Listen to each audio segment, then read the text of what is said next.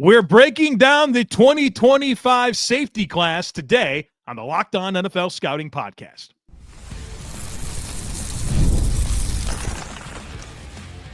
You are Locked On NFL Scouting with the Draft Dudes, your daily podcast for NFL and college football scouting. Part of the Locked On Podcast Network, your team every day.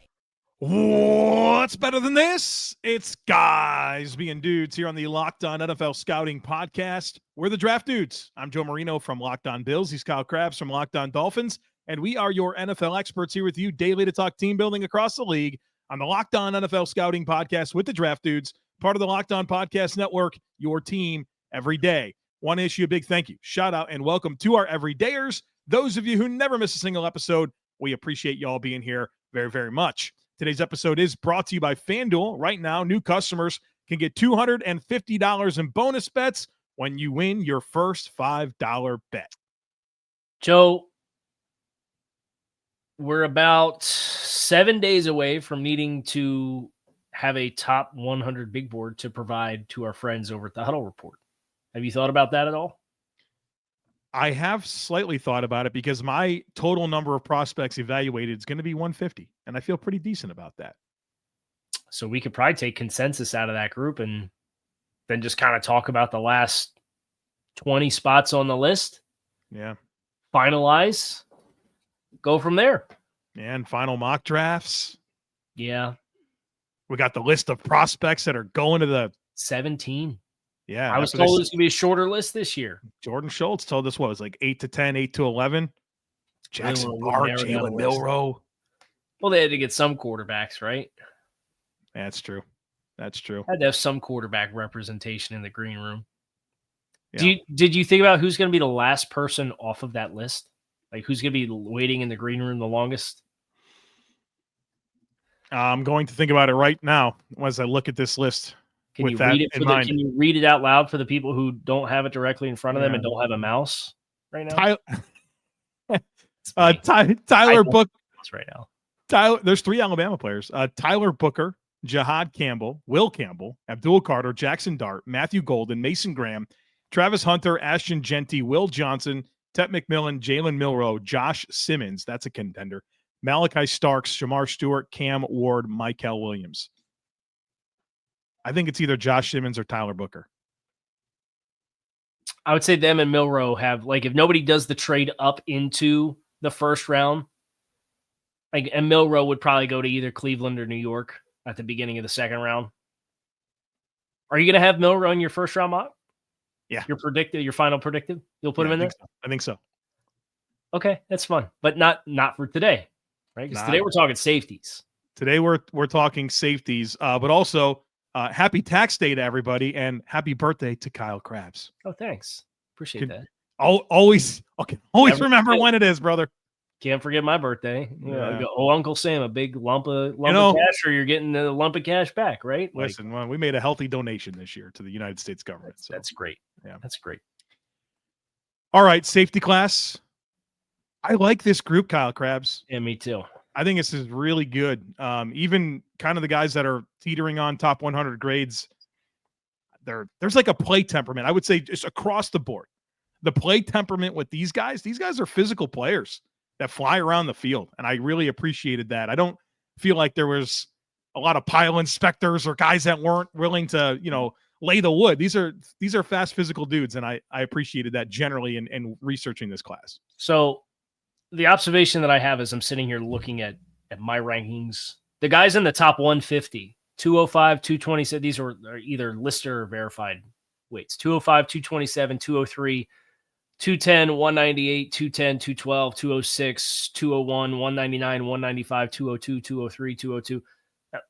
Big, a lot of big players, right? Yeah. And then you've got Andrew Makuba.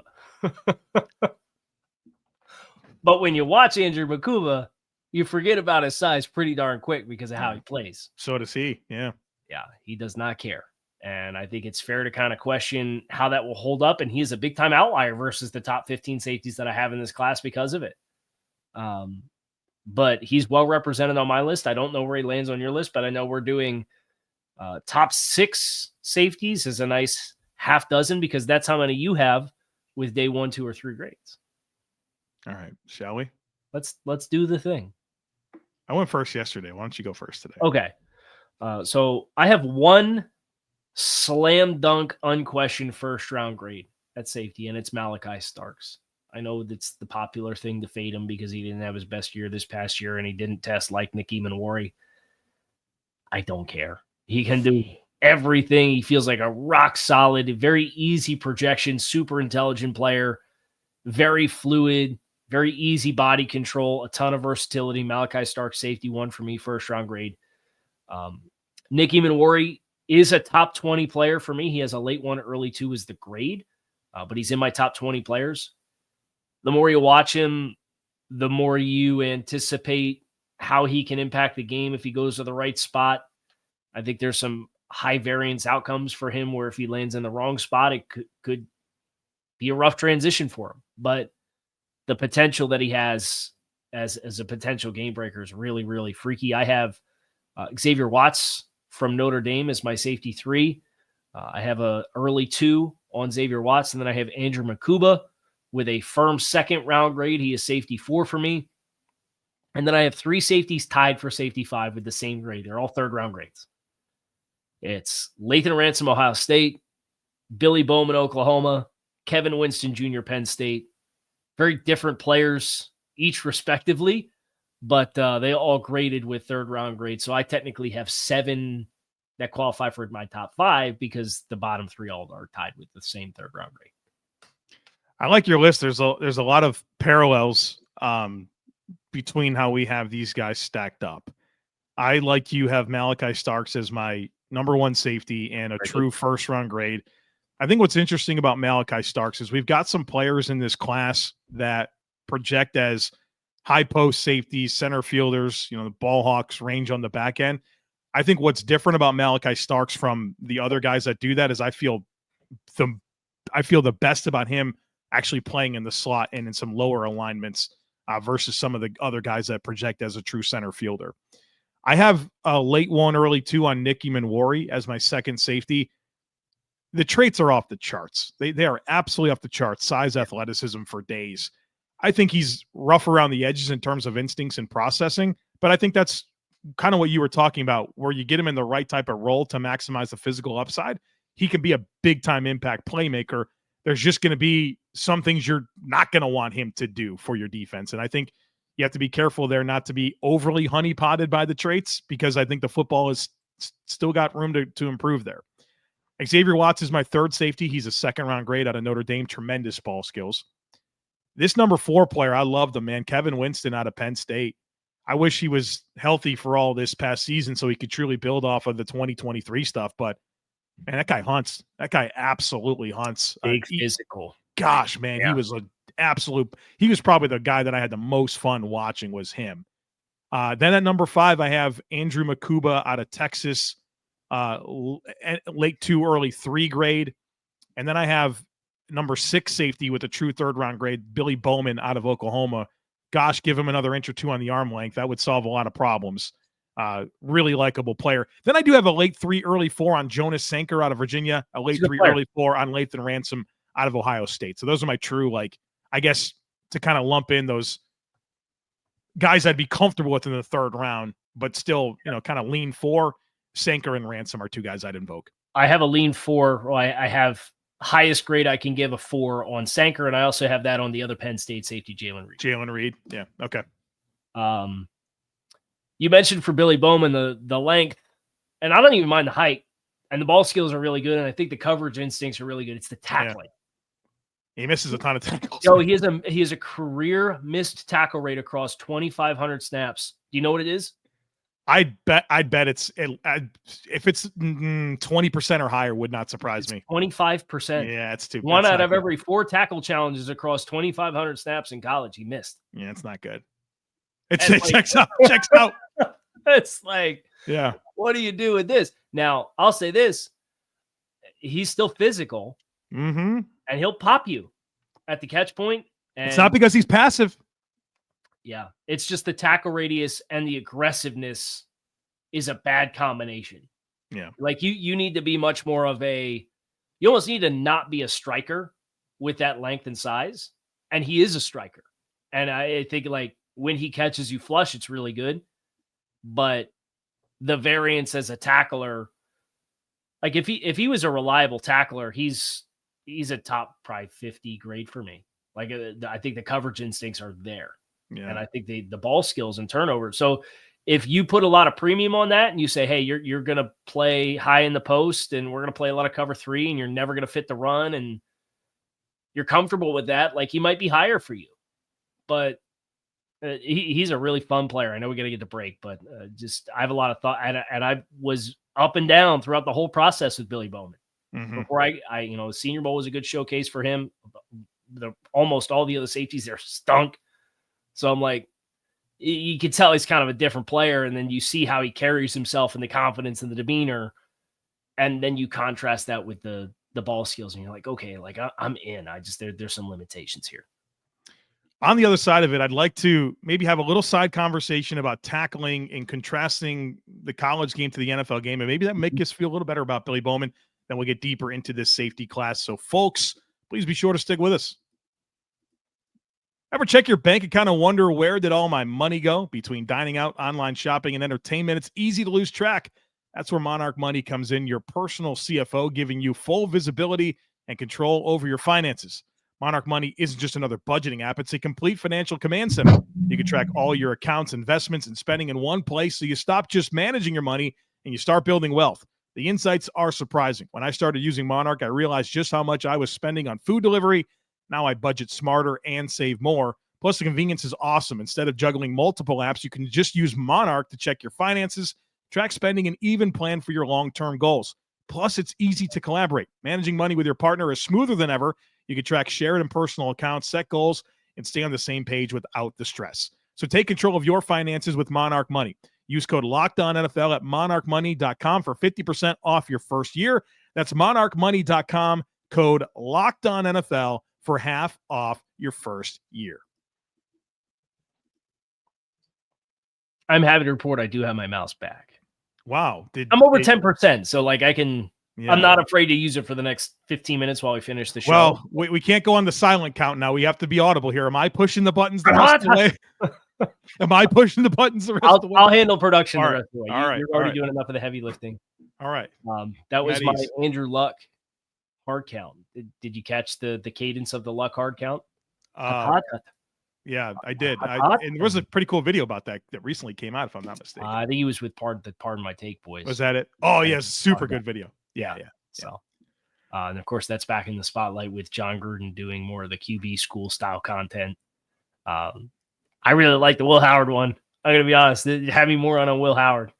I got a Leonard one, not so much, but yeah, I figured that would be boring. I do want to watch those. Once I'm done with evals like Saturday morning, and then I'm going to watch all the stuff. Just get ready to turn your whole quarterback board upside down based on whatever you find out about. Will Howard QB1, obviously, right? Plus, you said his mom invented the Merlin sleep suit, which that was you owe him a great debt. You got to drive the draft stock up. You know what's funny is it didn't work for the next baby, so it's great for Rebecca now. I was so mad. We finally got one, and then our son rolled over a week after we got it, and we're like, "Well, I can't put him in anymore. Too much core strength. This guy, once you roll around, you can't." The contact balance on the young man's going to be tremendous. He is going to be a football player. I'm very confident in saying that. We'll evaluate him in 19 more years. I do want to talk about this tackling thing because I think Billy Bowman is related to length and tackle radius. I think that matters. But generally, how do you foil the spacing of the college game? Not just the width of formational width, but also the hashes, right? Like there's just generally more ground to cover that's different in the NFL. Do you think about that with guys that have tackling issues, or is it more about, okay, what type of length do you have? How do you come to balance, angles, that type of stuff? I think it depends on where you see it, right? Do you see it at the catch point or trying to trigger and reach the catch point from your landmarks? And obviously your landmarks in zone with the hashes being different is different landmarks to be able to divide different routes correctly. Do you see it when you're fitting and coming from depth and some of that's your angles that you're taking down to the line of scrimmage? Do you see that when you're inserting, when they have a motion check and you got to roll down and then you got to insert in the D gap and your take on ability? I mean, for Billy, that 28.5-inch arms, that's 0th percentile, and 70.34-inch wingspan is 1st percentile for defensive backs. So we're in kind of a league of our own here with Billy individually, but I do think it's a very fair point to bring up that the spacing of the league game of the league game is different, and that makes the guys who can run and hit from depth, and can really fit the run with intensity, that much more impressive. And that's really what I like so much about Lathan Ransom is guy's a hammer. Screaming demon coming down, isn't he? Yeah, sure is. Like if you just watch the run fit stuff, I would have said, "Oh, when did Talanoa Funga play at Ohio State?" That's a good call. Like, that type of guy. Yeah, smacks the expletive out of people as a tackler. I love his game, and I know that he's a split half field, deep safety only, and he's going to do a lot of rotation down into the core and play intermediate zone coverage. But if you're willing to let him do that, like that to me is an easy starter in the NFL. I think Andrew Makuba is a player I'd love to shout out as a guy that from depth can really run the alley, trigger, fit. I love that downhill ability. I don't like him playing in the slot or like tighter alignments, but if you get him going from depth, I think there's a lot of not just like the coverage and center field and range, but how he can come forward and tackle and contribute in that capacity. I thought that was really impressive for him. Really appreciate with Makuba too, getting to Texas, getting out of Clemson, them not asking him to be a nickel anymore. And what that meant for him to play from depth. I thought that really showcased his processing and his football IQ.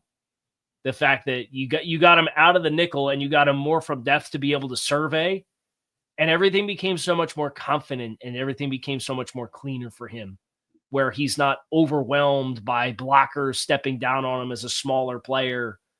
And I thought it just really underscored like how misused I felt he was once Venables left Clemson. Yeah. Want to shout out some favorite day 3 options.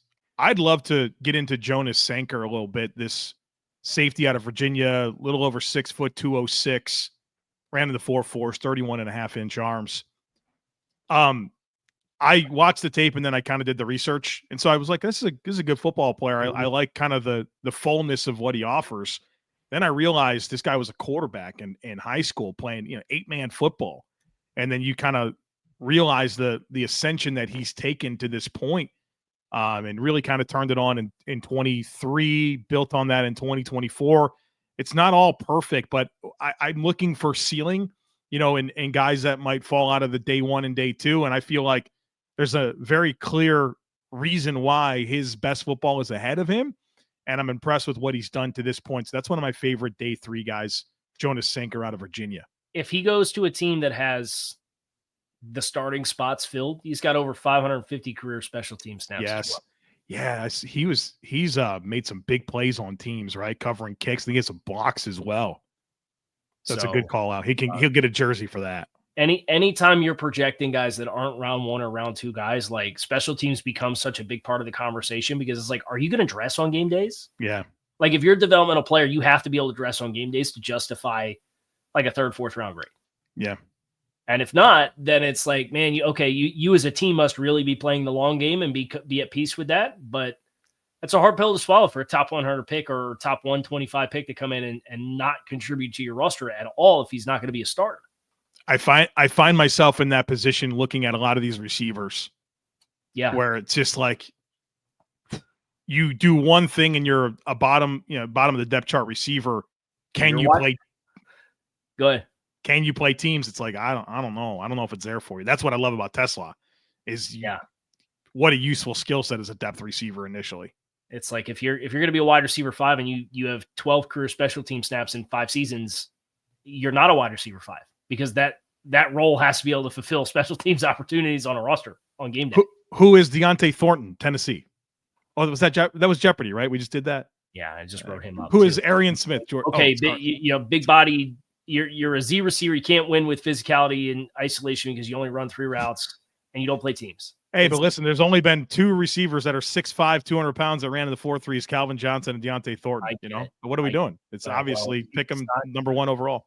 Calvin Johnson didn't have to play special teams either, but that's for a reason. And right. Deontay Thornton. Did you get Malaki Moore in from Alabama? What did you think of him? I've got a late 4 on him. Same. And I'm kind of surprised. Like, a lot of the projections have him as like a 6th, 7th round guy.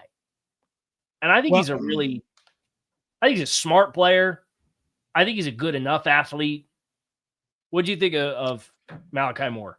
I feel like I've been on Malaki Moore for a long time. Whenever I had my session with Jalen Milroe, we talked a lot about Malaki Moore and as a guy that could do so many different things for their secondary. And if I'm not mistaken, initially he came in and was designed to fill the Brian Branch role, and it didn't really work out. Yeah, it didn't really work out so well. And now I think this past year he played in some more of a traditional, deeper alignments, and I thought he really kind of built on the areas of his game that are most helpful. So I'm nervous about him doing everything at safety, but I think in that split zone, special teams, reliable tackler from depth, baseline coverage skill set, I think he's fine across the board.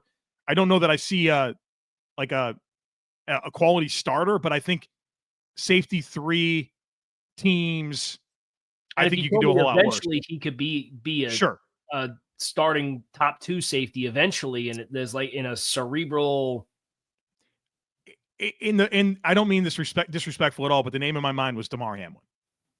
Like that type of arc where it's man, you're not really that good at anything, but you're passable across the board. You can tackle, you can play teams. That's going to get you a chance to stick around. And then maybe one day you'll be a 2-year starter for a team. That's exactly what Damar Hamlin wound up doing for the Bills. And then he might play 300-400 defensive snaps every year for 10 years. Exactly. Because he's got the team's floor. Right. Exactly that. And you mentioned him kind of getting out of the star and what he did in 2024. His missed tackle rate was under 7% this past year, which was half of his career total.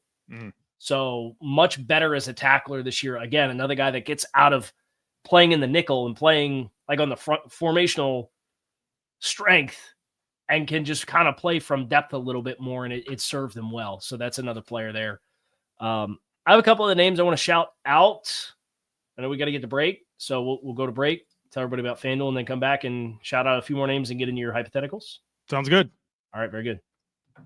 The NBA playoffs are almost here, and FanDuel is giving new customers an incredible way to get in on the action right now.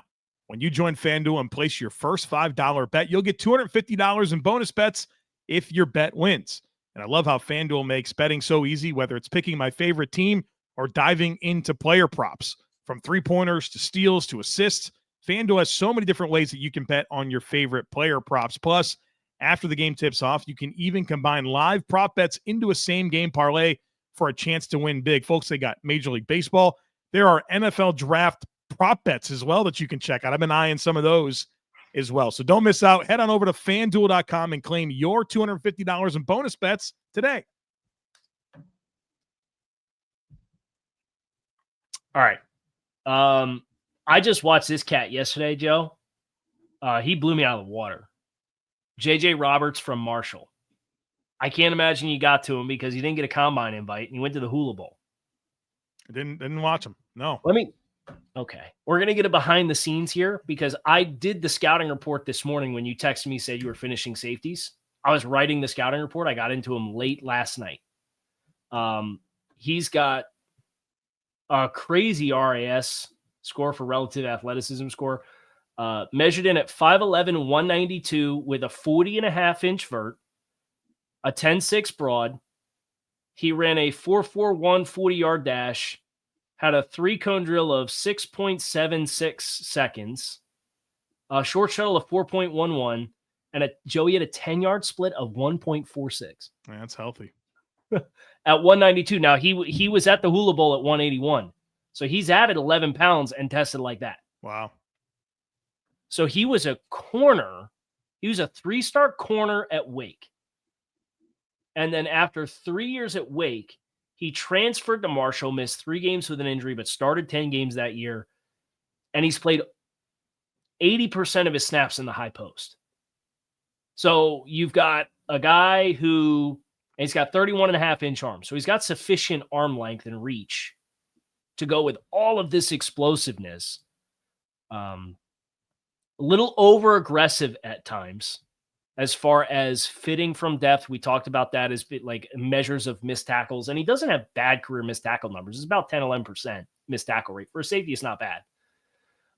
Had a couple missed plays against Ohio State that led to some explosive plays, both in the run game and the pass game.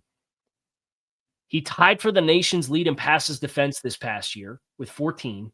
He didn't have any interceptions, but he probably could have had 4 if he could have caught the ball when it hit him in the hands. He was second on the team in tackles. Explosive, transitional quickness through the roof. He will smack the taste out of your mouth as a striker. He's like a Billy Bowman, but he's got 31.5-inch arms instead of 28-inch arms. And he'll time it up at the catch point. He's flying downhill, fitting against the run. He's tackling guys in space in the alley. He's just a little over aggressive, and because he's a corner, his angles in transition and coverage at times aren't where they should be. I give him a 5th round grade, but like that athletic profile with his play demeanor, he plays with his hair on fire. And he's another guy who's got 450 special team snaps in his career as a former corner. Like, a really impressive dude. If you have not watched J.J. Roberts from Marshall, please watch it. There you go. Heard it from Kyle Crabbs. What's his name? J.J. Roberts. J.J. Roberts. All right, Marshall. Give him a gander. Ready for some hypothetical fits? Yeah, let's do it. All right. Here we go. You are a one high middle of the field close team. You want a ball hawker. Is that really a word? Ball hawking center fielder with range. Who's your guy to play in the high post? It might be J.J. Roberts. I'll go Billy Bowman here. I think that's the best case scenario for Billy Bowman.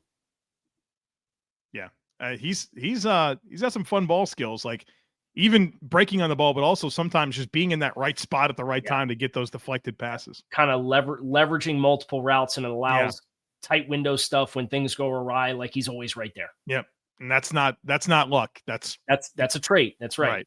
Right. All right, you're looking for an interchangeable option. You're one of those teams that, we don't have a high safety and a low safety. We need both guys to be able to do all this stuff, right? Who's that guy? Interchangeable, can do whatever you need him to do. I might say both Penn State kids. I feel like both Penn State, and I feel like Kevin Winston's departure kind of helped boost the profile of Jalen Reed as being like a do-it-all player. Mm-hmm. But I think both of those guys, they're both big. They're both physical. They both have sufficient range. They're not ball hawkers like a Billy Bowman. They're not big-time explosive hybrid players like an souped-up Emmanwori. But they're players that if you told me you play cover 3, if you play quarters, you play cover 6 with the split field stuff, and you want a guy that can hold the hash line or potentially take a deep half depending on what you're doing, and you want guys that can roll down into the box and play on the second level. I think those are the right kinds of guys to invoke here. I like that. I like Winston, especially that answer. All right. So you have now this situation is you have the center fielder. You got the dynamic high post safety, and you want to complement that player with a guy that thrives as a low safety, closer to the line of scrimmage in the box. You want some upside as a blitzer. Who's your option here? This is Nicki Emmanwori. I figured that was easy, right? Yeah, that's a layup, right? Well, it's okay. I wanted to make you say it. You need a safety that will do a variety of things, but you really need an answer that can play man coverage reps from the slot. That's something you really command from your safeties. Who's the best man coverage safety in this group? If I was going to take the low-hanging fruit, I'd probably say Malaki Starks. Okay. But I'm going to go with a day 3 option here. Marquez Siegel from Kansas State. I have a early 5 on him. No, I have a late 4. 72 out of 100 is his grade, so I have a late 4. 5'1", 195. He was, I believe, at the Shrine, and I'm pulling up his report. just because I want to give him a little bit of shine. I was looking for an excuse to talk about him. Projects as a hybrid safety nickel defender at the NFL level. Boasts cornerback experience from his time at North Dakota State, but has been much more of a matchup and safety hybrid player at Kansas State after transferring from NDSU. Ran 4.37 with a 1.5 10-yard split, 38-inch vert. So a very explosive player at 199. Unranked as a recruit, went to North Dakota State, played there for 3 years, didn't really get a lot of run, makes a positional transition switch after transferring over, and has really nice ball skills. And I think he can live in a world in which he's matched up in the slot and hold his own. You know, you went off the grid, Kyle. I wasn't expecting that. So shout out Marcus Siegel, Kansas State, man coverage. All right, last one for you. You're one of those teams that likes to present light boxes. So you need safeties that are reliable in split zone coverage, but they've also got to be able to trigger downhill and play the run from depth. Who is your best option to fit the run from depth? Fitting the run from depth, that in and of itself is Lathan Ransom. But I would also acknowledge R.J. Mickens from Clemson here as well. A little bit tested a little bit better than I think what a lot of people thought. He ran in the 4.4s. He had a 41.5-inch vert. So there's explosiveness here. He's long. He's really long, and he does a really nice job getting hands off blocks. I think he's an instinctive processor, so he diagnoses things well. There's some coverage limitations as far as playmaking coverage, but in a split field with opportunities to trigger forward and fit the run, I think that's really where he's at his best. And he's a productive tackler for Clemson and has gotten a lot of, especially this past year, he took more than 300 snaps in the core this year versus he took 400 snaps in the core in his first 4 seasons combined. So got more experience in the box this year, and I thought it was a nice breakout year for him. No further questions, Your Honor. There you go. It's going to do it for us here. Locked On NFL Scouting. Kyle Crabbs, Joe Marino. We are going to continue our series previewing some of the positional spotlights across the 2025 NFL Draft. What group are we doing tomorrow, Joe? Yeah, I knew you were about to ask that. Either interior offensive line or linebacker. Very good. A lot to look forward to. We hope you will come back and see us then. Kyle Crabbs, Joe Marino. We're out of here. Enjoy the rest of your Tuesday, and we'll talk to you all again soon.